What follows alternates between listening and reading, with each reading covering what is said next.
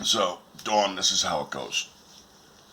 Oh, and it's scary when I'm the one who has to explain shit to people because I'm a crazy person. The allegory of the cave goes something like this. There are slaves that are kept in a cave, and they're never allowed to see outside of the cave. But light does come in through the mouth of the cave, but it's outside of their vision. And the light throws shadows onto the wall of the cave, and the slaves who have never been outside have no idea what the shadows represent. So they look at the shadows and they formulate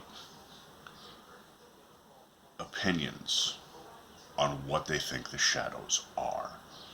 So if a horse walked by and the shadow got thrown up against the wall and it was distorted, it would be a dragon or a monster, right? Just kind of extrapolate from there.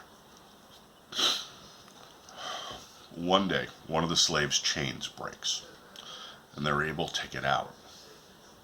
And they walk out of the cave, and they see that everything they saw projected against the wall from the light at the mouth of the cave was wrong. Everything they thought they knew was incorrect because they never had a basis for knowing what a horse really is or what people really are. They thought they were all monsters because it's the natural fear response of people.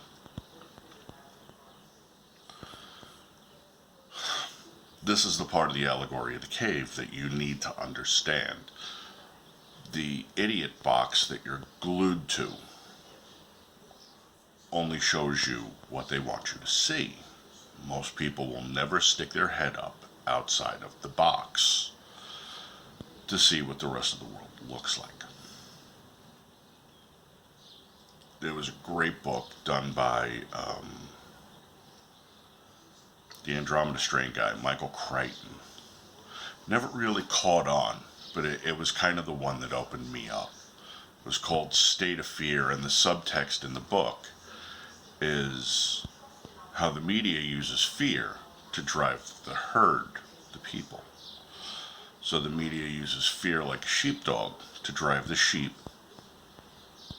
to the gates of the abattoir, basically. They're just there to fleece you. They only ever want your money, and they don't give a fuck whether or not they give you any information it's usable. The only information you're ever going to get is the information they want you to have so that your behavior will be modified in the way they want it to be. Now, that being said, is Brooklyn a shithole? Yeah, that's why I don't go back there anymore. Do you have rights? Not New York. They took all those the fuck away, and these idiots just rolled over and said, but it's for the children, and if it saves just one life, and bullshit, bullshit, bullshit, bullshit, bullshit. So, you'll see more and more people are moving their heads from the metaphorical cave that is their asses and looking around and saying, shit just don't add up. Something ain't fucking right here. I need to look around. Welcome to my world. Unfortunately, I woke up a long time ago, so all this is nothing to me. I pay fucking zero attention to it. I have a 40-inch TV that's a computer monitor, and that's it. And I'll watch minimal amounts of television, but other than that, I'll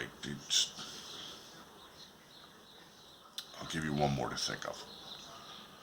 95% of the news media, there is no news, by the way, there hasn't been news for decades. Infotainment is literally what it's called now, is owned by 6 globalist companies. And when I say globalist, I'm not talking about the New World Order cabal that wants to destroy America and establish a one world government. That would be Agenda 20 and Agenda 30, Agenda 2020 and Agenda 2030. You're not ready for that yet. You need a whole new tinfoil hat collection to even step into that. Although when you're ready, hit me up and I'll throw you links. But it's about making coin. And so if you're a CNN viewer,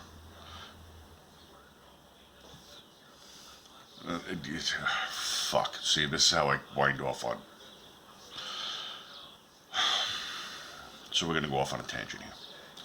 When the Soviet Union was still intact, they understood that they needed two dissenting voices for news. They had TASS, and they had Pravda, they had Truth, and they had Voice. I think those are the correct translations. I don't speak Russian.